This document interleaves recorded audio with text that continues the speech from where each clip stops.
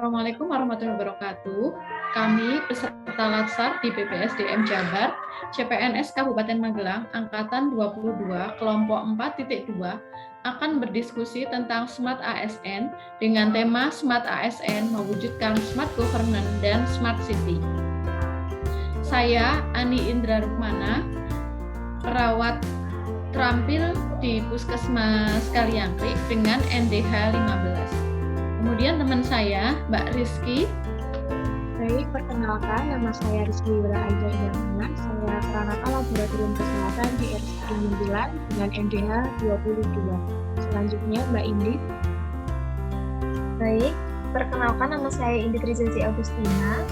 Saya bidan terampil di Puskesmas Secang 2 dengan NDH 07.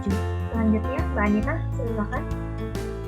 Baik, perkenalkan, nama saya Anita Budiarti. Saya teknisi listrik dan jaringan di bagian umum Seda Kabupaten Magelang dengan NDH 31.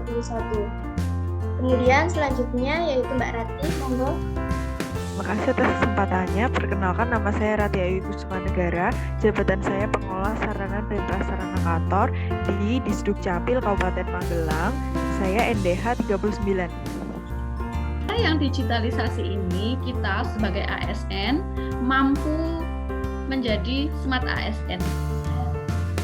Smart Governance akan tercipta dengan adanya Smart ASN. Smart Governance menurut saya adalah sebuah tata kelola pemerintahan yang cerdas yang bertujuan untuk mewujudkan tata kelola pemerintah daerah dengan inovasi dan pemanfaatan teknologi. Kalau menurut kalian seperti apa? Mbak Indit? Ya, baik. Silakan. Kalau menurut saya, Smart Government itu mempunyai sasaran untuk mewujudkan tata kelola dan tata pemerintah yang efektif, efisien, komunikatif dengan terus meningkatkan kinerja birokrasinya ya Mbak, melalui inovasi ataupun dengan menggunakan teknologi yang ada seperti itu Mbak. Oke, berarti birokrasi, inovasi, dan teknologi ya. Kemudian ada yang mau menambahkan, Mbak Anita? Baik Mbak, jadi menurut saya sebuah pemerintah bisa dikatakan menjadi smart governance itu jika sudah memenuhi 3 unsur yaitu pelayanan, manajemen birokrasi, dan kebijakan publik. Begitu Mbak Ani. Oke, birokrasi, kebijakan publik, inovasi, dan pemanfaatan teknologi ya. Kemudian indikator-indikator untuk menjadi smart governance itu seperti apa Mbak Riz? Baik Mbak Ani, seperti yang sudah dijelaskan oleh Mbak Anita, indikator smart governance itu ada 3. Yang pertama, indikator pelayanan publik itu meliputi pelayanan administrasi, peningkatan penyediaan bahan pokok, dan peningkatan penyediaan jasa pokok. Indikator selanjutnya adalah manajemen birokrasi, yaitu manajemen birokrasi yang efisien yang berorientasi pada keadilan, tanggung jawab, dan keterbukaan. Selanjutnya, indikator yang terakhir adalah kebijakan publik, yaitu sistem dan pengambilan kebijakan yang harus mengutamakan kebermanfaatannya kepada publik dan dapat diakses dengan mudah oleh publik. Begitu Mbak Ani. Setelah mengetahui tentang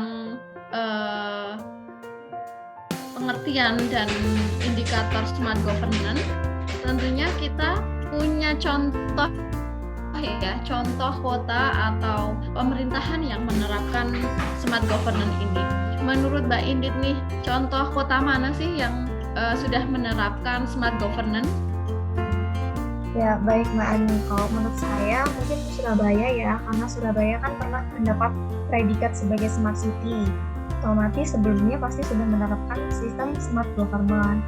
Jadi pada era pemerintahan Bu Risma ini, Surabaya itu melakukan pembenahan di bidang pelayanan publik, fasilitas umum, tata ruang, sampai birokrasinya.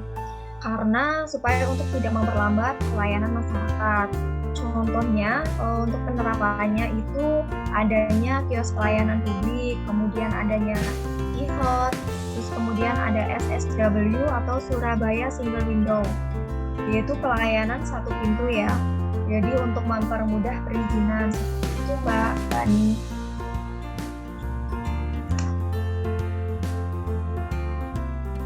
Oke, apakah apakah di tempat kalian bekerja atau di pemerintahan Kabupaten Magelang ini sudah menerapkan smart governance, atau tempat kalian kerja itu perlu penambahan smart governance seperti apa? Mungkin bisa di Mbak Anita, di tempat Mbak Anita bekerja.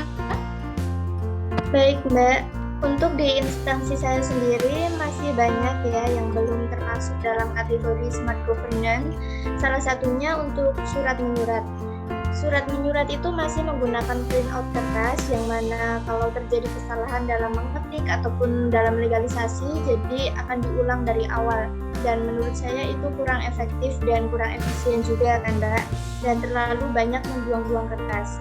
Mungkin untuk kedepannya bisa dikembangkan lagi sistem surat menyurat berbasis web atau aplikasi agar dapat meminimalisir penggunaan kertas. Seperti itu Mbak. Oke, bagaimana dengan tempat kerja Mbak Rati? Seperti Mbak Anita, saya mau menambahkan tentang surat menyurat. Menurut saya Kabupaten Magelang belum sepenuhnya menerapkan smart governance. Contohnya itu belum adanya tanda tangan digital ya. Jadi kita masih menggunakan tanda tangan langsung atasan. Nah, kendalanya ini apabila ada surat menyurat yang sangat mendesak dan penting, sedangkan atasan sedang dinas di luar kota, maka kita kan kesusahan. Maka sangat diperlukan ini menurut saya tanda tangan digital atau TTE. Baik, kalau di tempat kerja Mbak Rizky di rumah sakit ya, seperti apa Mbak Rizky? Ya, baik Mbak. Kalau di tempat saya itu, karena saya di bagian laboratorium ya, saya melihat belum adanya media digital untuk menyampaikan hasil laborat ke pasien rawat jalan, sehingga pasien harus menunggu lama untuk hasil laboratorium. Saya harap dengan inovasi adanya media digital penyampaian hasil laborat, pasien dapat tidak perlu menunggu terlalu lama, gitu Mbak.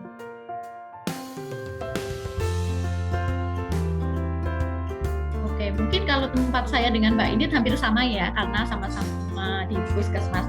Mungkin Mbak Indit bisa menambahkan Mbak Indit. Baik Mbak, untuk di Puskesmas sendiri memang untuk sistem pendaftarannya masih manual ya, belum online, jadi Ya, memang sering terjadi dampaknya itu antrian yang menumpuk ya. Nanti untuk kedepannya Ya. saya berharapnya bukan ada sistem online untuk pendaftaran ini, jadi kan untuk waktu lebih efektif. ya, jadi nggak ada penumpukan lagi pasien, kemudian pelayanan juga akan lebih cepat ya. Nah, namun demikian di tempat kerja saya pun selain belum adanya pendaftaran secara online, namun tetap sudah menerapkan ini Simpus ya. Simpus itu adalah seperti rekam medis gitu, rekam medis yang elektronik ya.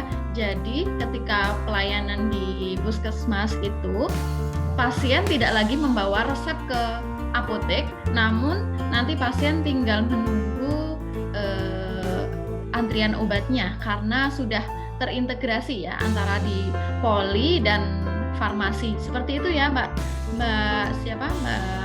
Indit. Bisa ditambahkan Mbak Indit untuk sistem yang ada di puskesmas, boleh? Mungkin untuk di Puskesmas dari segi aplikasi ya Mbak, ada aplikasi Asik atau aplikasi Sehat Indonesiaku untuk memasukkan data pelayanan, bisa menginput data-datanya setelah kita melakukan pelayanan seperti itu. Seperti kemarin pada saat kita melakukan itu ya, Dian ya Mbak, Bulan Imunisasi Anak Nasional seperti itu. Betul sekali. Kemudian juga ini ya bisa untuk menginput screening PTM ya Mbak Indit ya. Iya, bisa juga. Oke, kalau di tempat Mbak Zora seperti apa Mbak Rizky Zora? Seperti apa Mbak? Baik, kalau di rumah sakit kami ini sudah pendaftaran sudah online ya Mbak. Di dalam laboratorium juga sudah menggunakan LIS. Jadi alat laboratorium langsung terhubung ke komputer sehingga input hasil itu otomatis. Dan ini inovasi terbaru adalah layanan obat online sehingga pasien tidak perlu mengambil obat. Kami bekerjasama dengan ojek online untuk mengantarkan obat ini ke alamat pasien.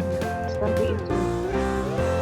Oke, berarti lebih maju sekali ya untuk pengambilan obat tanpa harus menunggu. Pasien begitu diperiksa, dia langsung bisa pulang dan kemudian obatnya itu akan diantarkan oleh kurir seperti itu ya Mbak Rizky ya. Betul Oke, Mbak, tapi kalau maaf Mbak, tapi biaya tetap beratkan pada pasien. bebankan oleh pasien. Oh iya. Kalau di tempat Mbak Ratih mungkin akan lebih banyak sekali ya karena masyarakat itu juga banyak membutuhkan untuk kependudukannya itu di Disduk Capil ya Mbak ya untuk kepengurusannya. Seperti apa Mbak Ratih? Iya, jadi betul sekali menurut Mbak Ani. Jadi di Disduk Capil semuanya sudah layanan online ya. Kita mau ngurus apa aja sudah bisa online. Ngurus KTP, KK, KIA, akta kelahiran, kematian, rubah data, kerusakan, bahkan sinkronisasi data pun online. Pendaftarannya online. Kemudian untuk pengiriman berkas bisa online. Dan untuk pengiriman KTP ini kita bekerja sama dengan JNT untuk mengirimkan langsung ke rumah-rumah warga. Sedangkan untuk akta dan KK, pengiriman dokumen dapat melalui email sehingga dapat dicetak oleh pemohon secara mandiri. Selain itu juga kita punya inovasi lain nih, ada 2, saya jelaskan sedikit saja mungkin ya, kayak ada Pakem, itu pelayanan cepat penerbitan akta kematian. Jadi sebelum pemberangkatan jenazah, orang yang meninggal itu udah langsung dapat akta kematian dan KK terbaru. Selain itu ada Duta Kita atau 2 tanda ikatan cinta, yaitu penerbitan KK baru bagi pasangan yang baru menikah. Kita bekerja sama dengan KUA seperti itu Mbak. Oke, jadi tanpa kita harus ke kantor Capil gitu ya, kita sudah dapat dokumennya ya, entah itu KTP ataupun surat kematian ya, bahkan jenazah belum dimakamkan, surat kematian itu sudah, akta kematian itu sudah muncul ya Mbak. Oke, kalau di tempat Mbak Anita seperti apa Mbak Anita? Oke Mbak, jadi di Seda sendiri untuk sistem yang sudah menerapkan smart governance yaitu aplikasi absensi ya Mbak. Nah, untuk absensi online ini sendiri menurut saya suatu pengembangan teknologi yang sangat berguna untuk memantau kedisiplinan dari karyawan itu sendiri. Dan dengan adanya aplikasi Siaba ini, kita dituntut untuk datang dan pulang tepat pada waktunya Mbak. Selain itu, absensi yang dilakukan dengan aplikasi ini dapat memberantas oknum-oknum yang selalu melakukan manipulasi waktu kedatangan ataupun pulang saat sistem masih manual. Seperti itu Mbak. Oke, berarti sudah terlaksana ya smart government di tempat masing-masing kerja. Nah, ada strategi khusus yang kita perlukan untuk mewujudkan smart government itu. Ya, mungkin ada yang bisa membantu untuk strategi apa sih yang perlu kita dapat atau perlu kita usahakan untuk mewujudkan smart government itu, Kak Ratih mungkin ya? Menurut saya itu strategi yang dapat mewujudkan smart government itu ada 3. Yang pertama itu kita harus menguasai digitalisasi teknologi. Digitalisasi teknologi itu meliputi IT dan bahasa asing. Setelah kita menguasai IT dan bahasa asing, kita juga harus mempunyai sifat dan sikap yang ramah. Kemudian kemampuan networking dan memiliki jiwa entrepreneur untuk selalu berkembang. Selanjutnya ada perlunya kolaborasi dari semua pihak, terutama di Kabupaten Magelang untuk saling bersinergi mewujudkan smart governance. Contohnya dari segi kesehatan, pendidikan, pangan. Setelah kita dapat menguasai digitalisasi teknologi dan sudah adanya kolaborasi yang baik, kita perlu konsisten dalam menghadapi hambatan dan rintangan, karena untuk mewujudkan smart governance ini tidak hanya dibutuhkan 1 atau 2 bulan saja, tetapi bertahun-tahun dan terus berkelanjutan seperti itu. Sudah mengetahuinya semua ya. Nah, yang kalian pahami tentang smart city itu apa Mbak Rizky? Oke Mbak, menurut saya smart city merupakan kelanjutan apabila smart governance itu sudah tercapai.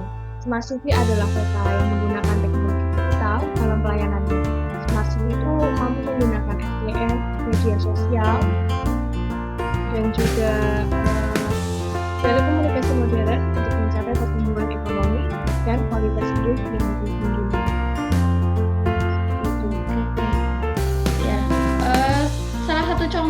city yang kita ketahui itu kota Jakarta ya. Kota Jakarta sangat-sangat menjadi primadona kita untuk mencontoh bagaimana itu smart city yang ada di sana. Nah, mungkin Mbak Indit bisa menjelaskan seperti apa sih smart city yang sudah dilakukan di Jakarta itu, Mbak? Ya, baik. Jadi di Jakarta itu sudah menerapkan smart city sejak beberapa tahun yang lalu ya, Mbak. Karena memang dia terus mendorong implementasi yang inovatif. Jadi konsepnya itu untuk mewujudkan visi misi kota yang maju. Jadi untuk mencerminkan kota yang maju seperti itu. Kalau bicara tentang smart city itu tuh ada beberapa banyak inovasi yang Jakarta lakukan ya. Seperti ada project baru yaitu tentang Jaki ya. Jadi Jaki itu aplikasi yang tidak hanya digunakan untuk birokrasi dari pemerintahnya, tetapi juga masyarakat bisa ikut andil. Jadi memang sangat menunjukkan smart city-nya ya, karena adanya kolaborasi antara masyarakat dan pemerintah. Setelah kita berdiskusi tentang apa itu smart ASN, apa itu smart governance, apa itu smart city, berarti Kabupaten Magelang itu belum sepenuhnya menerapkan smart governance. Kita harus melakukan perbaikan tanpa henti, kita harus adaptif terhadap perubahan, terutama di era digitalisasi ya. Sebagai seorang ASN, dimulai dari kita menjadi smart ASN yang akan berpengaruh ke smart governance dan akan terwujudnya smart city. Seperti itu ya teman-teman. Oke. Demikian diskusi dari kelompok kami. Kami akhiri. Wassalamualaikum warahmatullahi wabarakatuh.